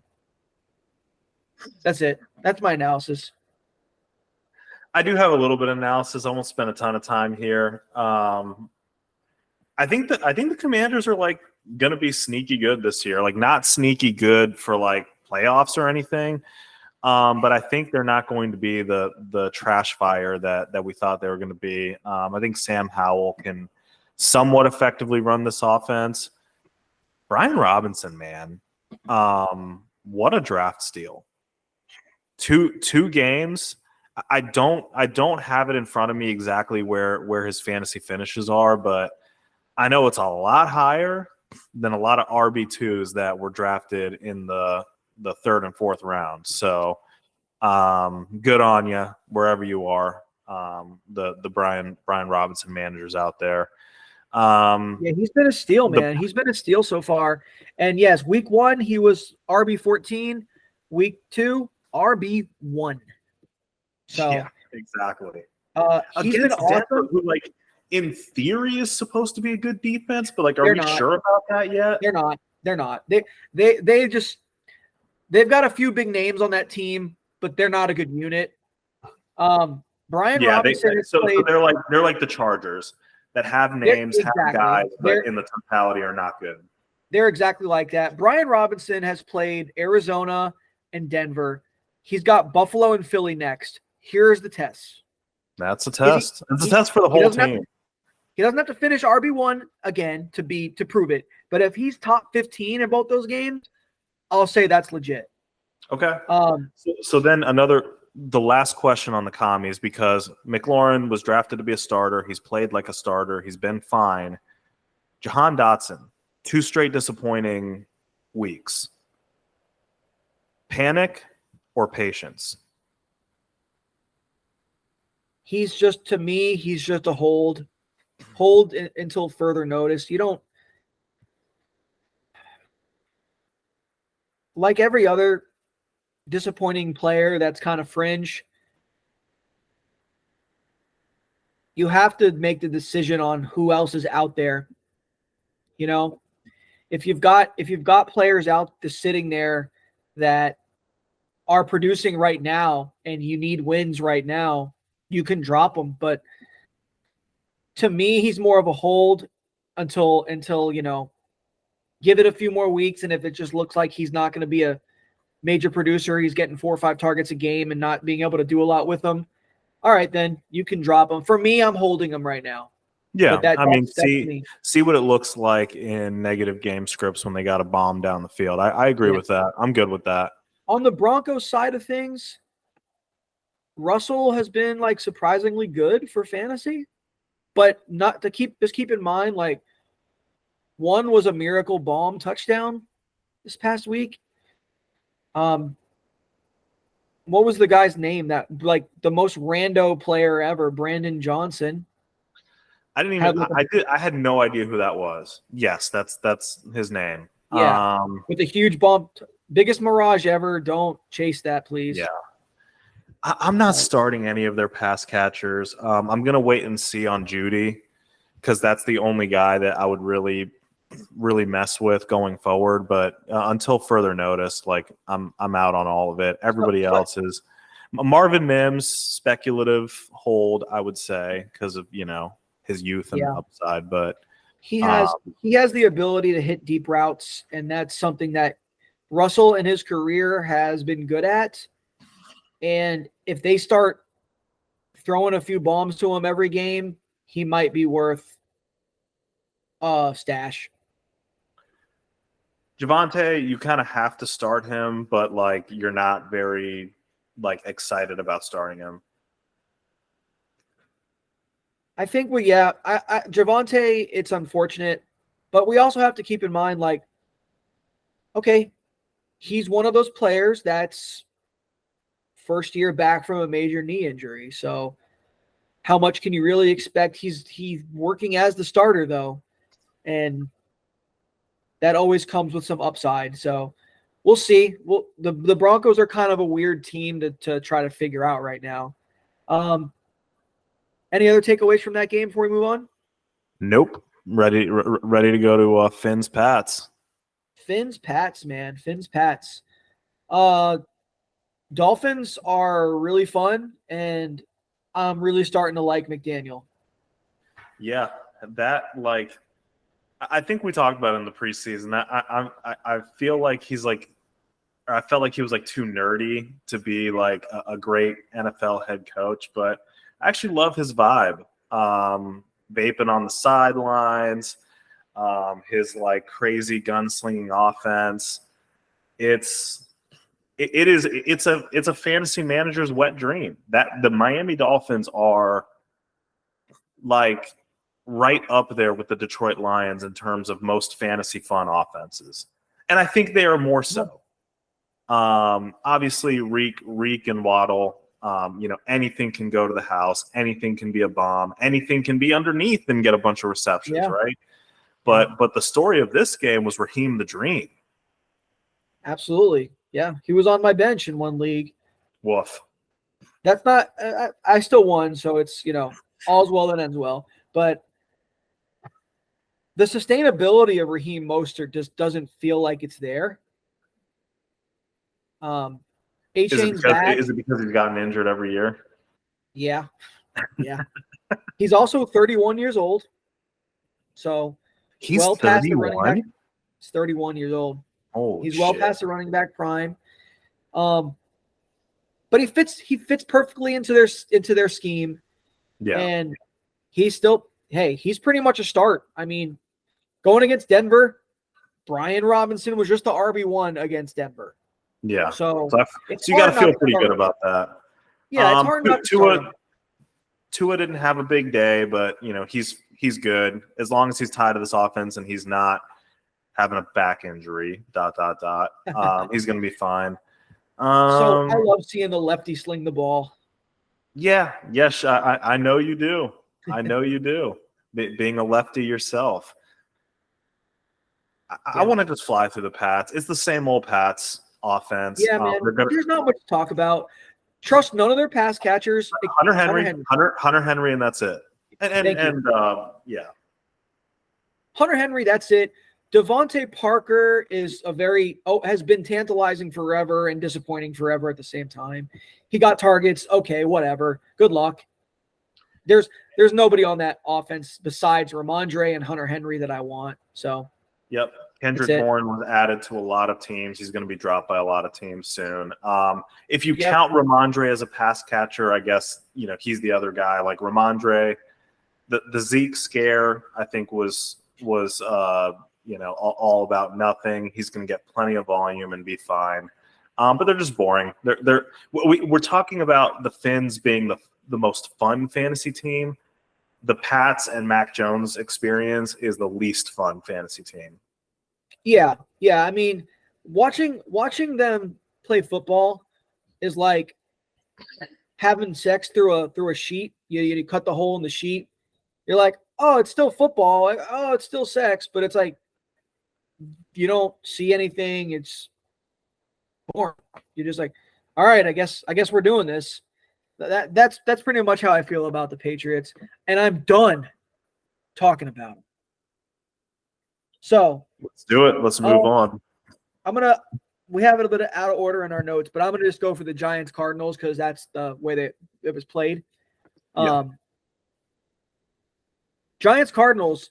You being the unbiased person in this, why don't you give me your thoughts on this game and fantasy players and whatnot? My thoughts on this is I was about 38 seconds away from hitting the drop button on Daniel Jones.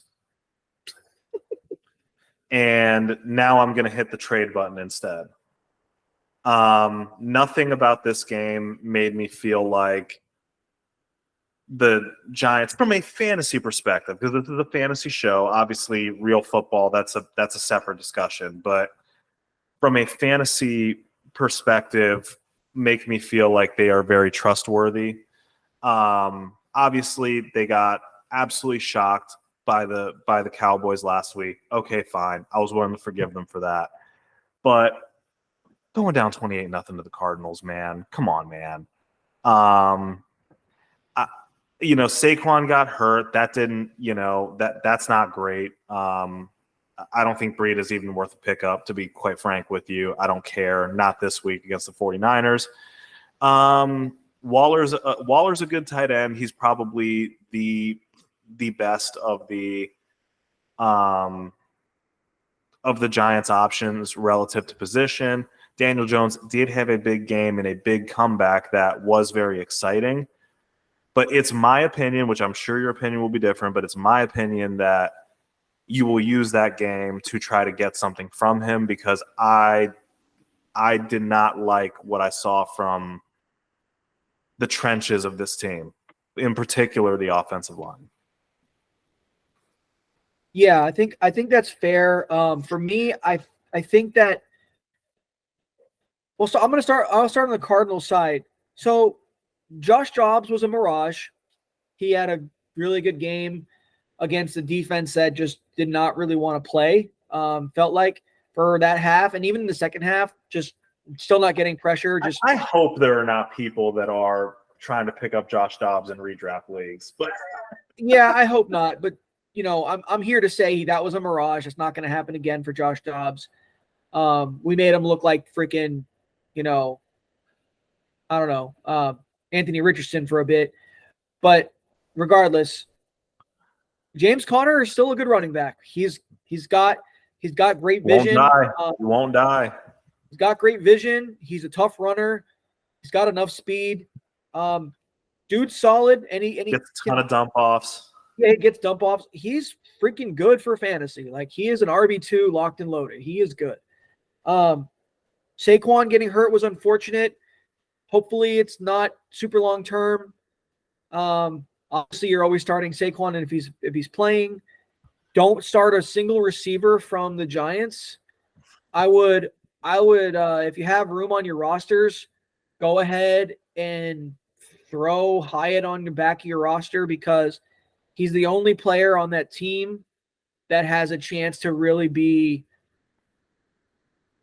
catching big passes every week. I mean, Slayton can do it, but he's proven to be very inconsistent. Yeah. If Hyatt can be that Hyatt's worth a sniff. And he runs like you saw, I put it on Twitter the other day. Really does remind me of Deshaun Jackson. Just the easy speed, man. The easy speed. That's hard. Most guys will never have that. So, anyways, I didn't come here to wax poetic about Hyatt. I'm talking about fantasy. To me, Daniel Jones, listen, he is worth playing in good matchups with Saquon Barkley. And I will tell you why. His rushing is amplified by the threat of Saquon. When defenses and we've seen those splits too.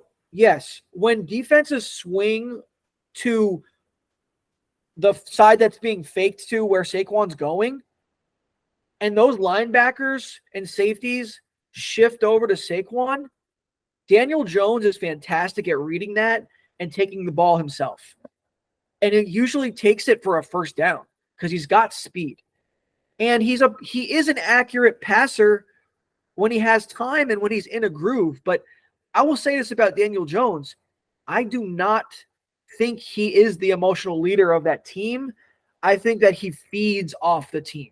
When the team is doing well, he's like pumped up. When the team's not doing well, it seems like he's kind of within that depression and sadness that they're in. So in good matchups, can you be a great quarterback if you're not the leader of the team?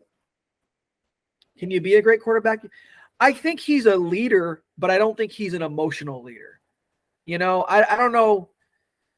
I don't think you always have to be like the one that I don't think he sets the tone for the team. I don't, because it seems like he's a momentum player one way or the other. Yeah. So he's a good quarterback. He needs to have certain things to amplify his talent and his fantasy production. Yeah. And Andrew, like, you know, obviously, I think all that's fair. And look, from a football perspective, you lose to the Cardinals in the fashion that they almost did, then the season's over in week 2. And obviously I think it's a ridiculous statement to say season's over in week 2. But if you lose the Cardinals after getting run over by the Cowboys, the season's over in week 2. But it's not.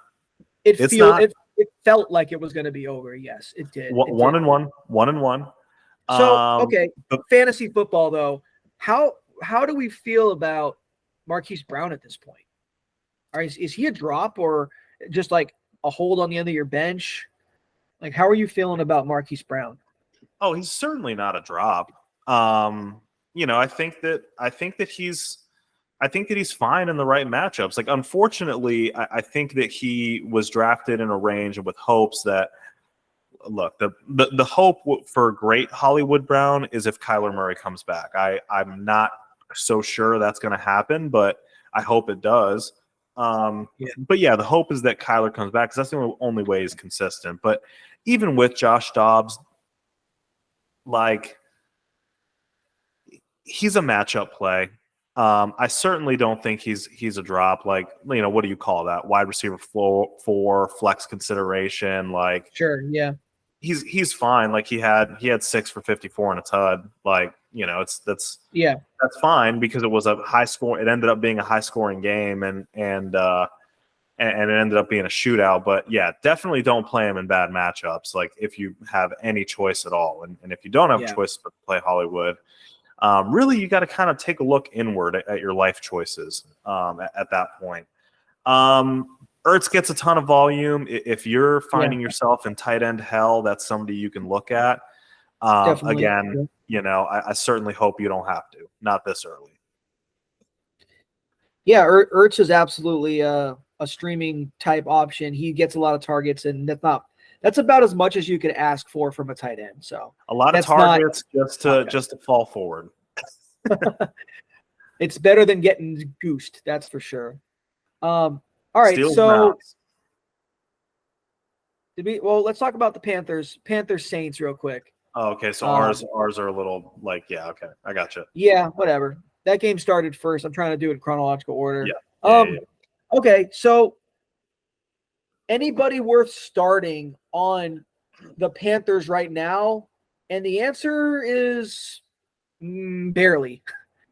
Yeah. You're still starting Miles Sanders in the flex.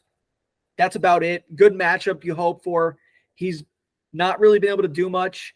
And old man Thielen looked pretty decent. He's still a reliable guy. He's never going to be exciting. He's never going to I would make the bet right now and feel very comfortable making the bet that he doesn't have a 100-yard game this year.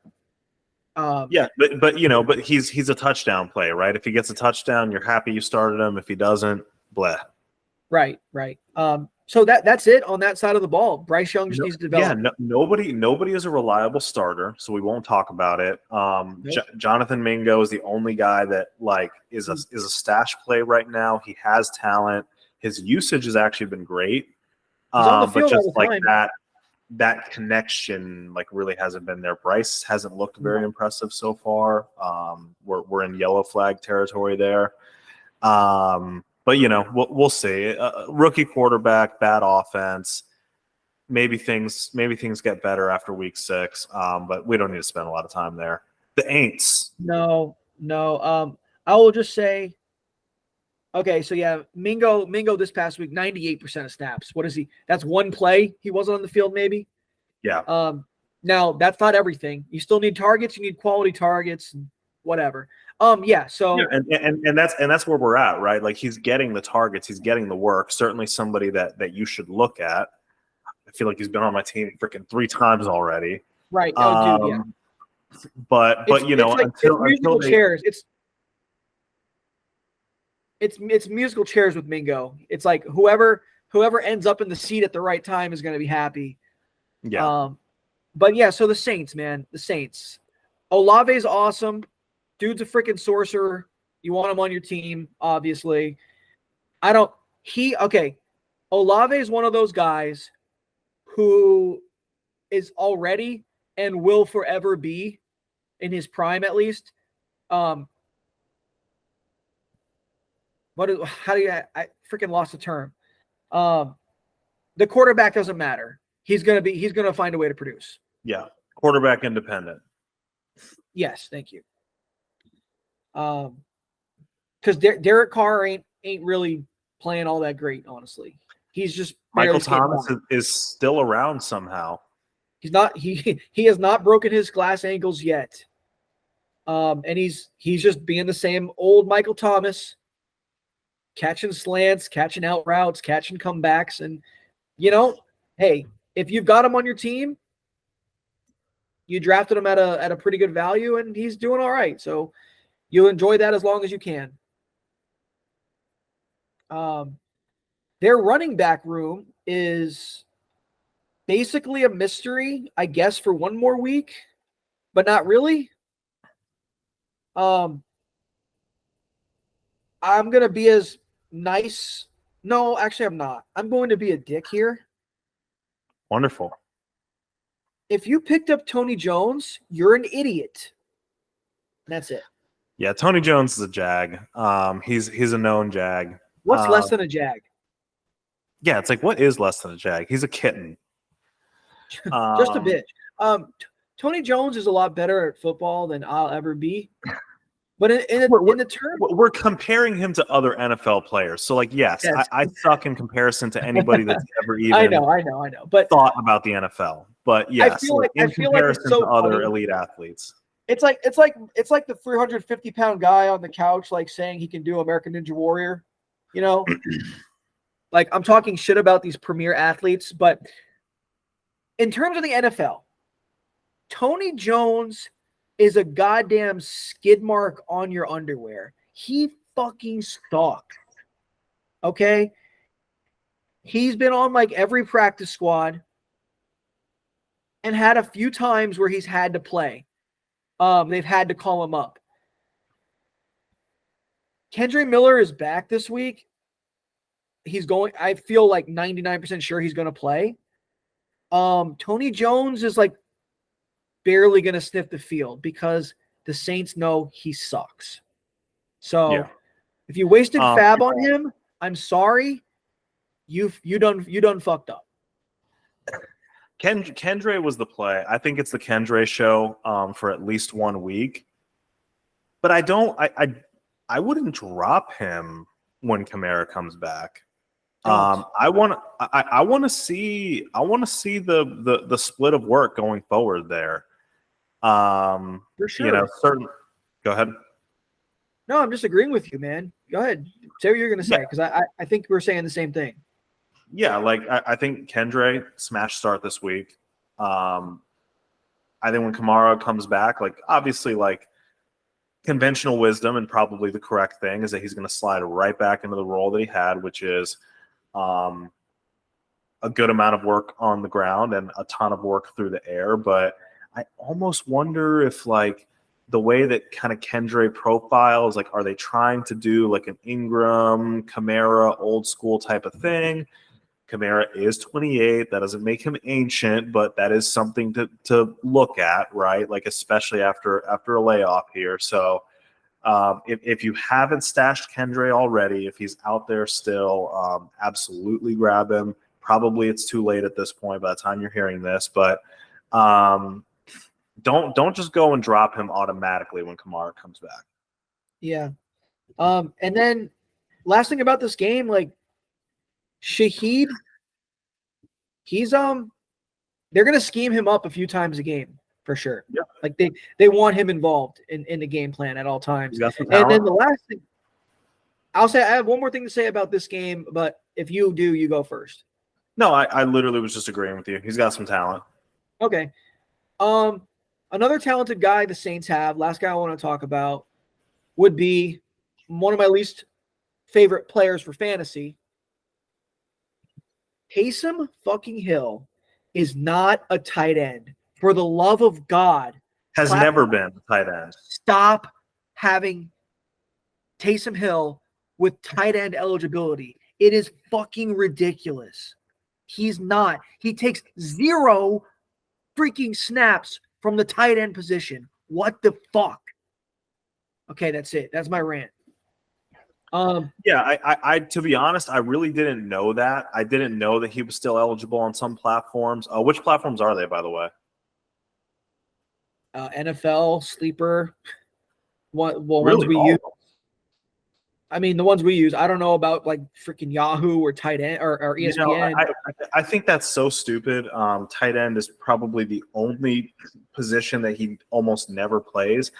It's not the same advantage that it was last, like a couple of years ago, because he's not really playing quarterback. That was the cheat code, right? Because you were getting essentially like a super flex player, when we weren't playing super flex. But honestly, he's still just a gadget player for them. Like he will punch in a touchdown from time to time. So I think that's absolutely bonkers. And they like, this has been something that you've been hearing in the fantasy community for years now, and they just haven't listened to us. It needs to stop, dude. It needs just to stop. It's ridiculous. It's freaking ridiculous. So last game, man, this one was crazy. You've got obviously the Chubb injury, which we touched on already. Talked about that. Yeah. Awful. Deshaun Watson just continuing to prove that he's a freaking scumbag. Get into fights, throwing refs to the side. I mean, like, what are you doing, man? And the Browns are stuck with him. You think he would have learned his lesson about touching people without their consent? He has no respect for that because he's an asshole. Screw him. I hope he fails. I hope Baker continues to play well and just like shits in his face the whole year. Other takeaways from this game, though, Najee Harris. Like, never Najee. Hashtag never Najee. Hashtag never Najee. You need to get a tattoo on your forehead. Never Najee. I have a feeling that I won't have to. I think the secret's out on Najee finally. I saw somebody on Twitter today, which I freaking hate that I even say that. But yeah, I'm on there looking at football stuff. Like really going hard about defending Najee with stats and stuff like that. And I'm like, okay, you can cherry pick stats all you want. My eyeballs for years have said that Najee is just not that good. You know, he's better served as like a split carry guy, a short yardage guy. And that this year, there's a chance that happens because Jaylen Warren is a good running back. Yeah, I mean, like eventually they're just going to have to use their eyes, right? Like Warren looks better. I mean, he was drafted. If not, I don't remember precisely, but he was one of the first backups taken in our fantasy drafts because everybody kind of sees the writing on the wall, right? Like Jaylen Warren looks good, Najee doesn't look good.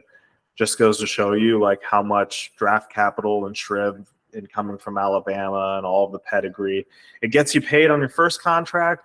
It doesn't always guarantee that you're actually good. So, that's our 2-week takeaway, since this is kind of like a 2-week makeup episode here. But yeah, I mean, Deshaun, you had a great stat here in the notes. Third least efficient quarterback among the starters so far this year. Deshaun Watson. In the same game, Kenny Pickett, and Kenny Zach Pickett. Wilson. Yeah. Two very inefficient quarterbacks right now. And the Steelers just don't – they have one explosive – well, they have two explosive players on their team. But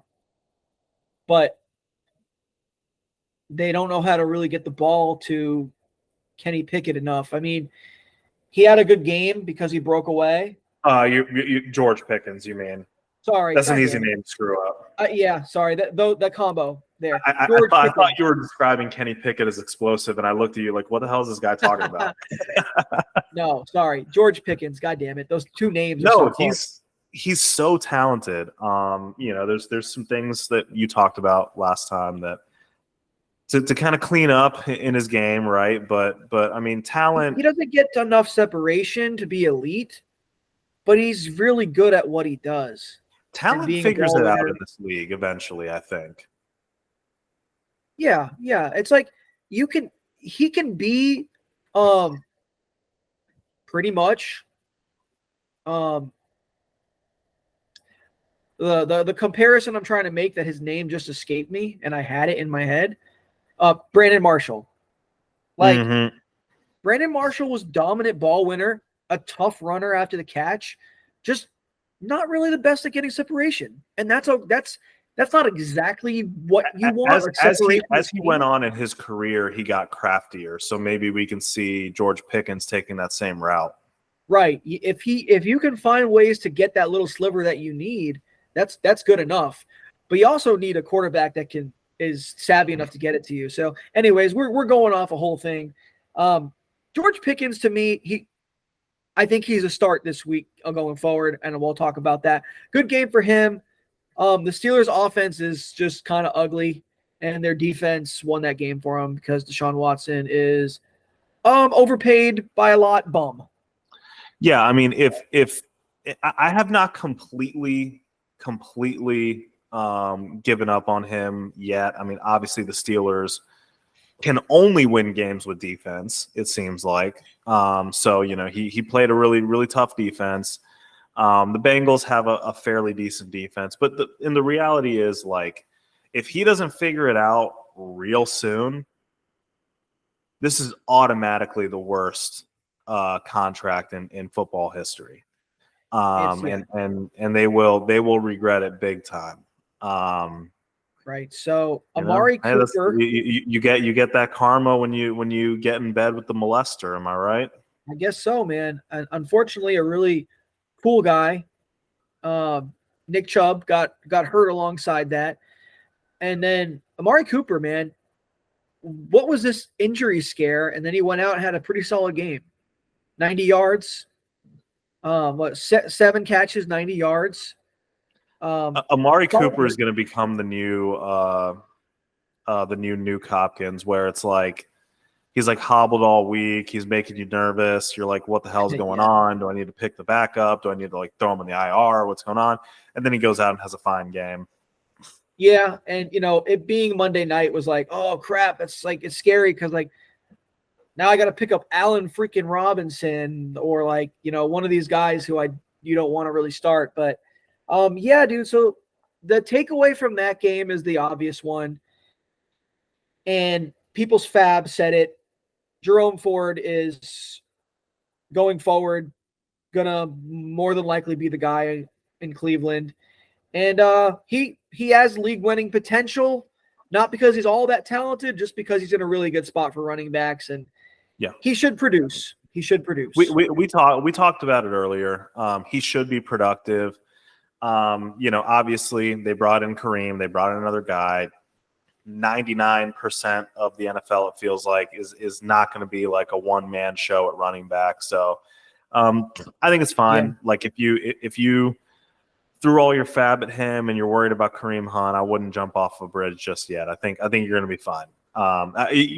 If you were a Chubb owner, I'm sorry, because like you're not going to be fine. Like the Chubb is gone. He's gone. Just because Jesse James is dead doesn't make you the new Jesse James. It's something I say all the time.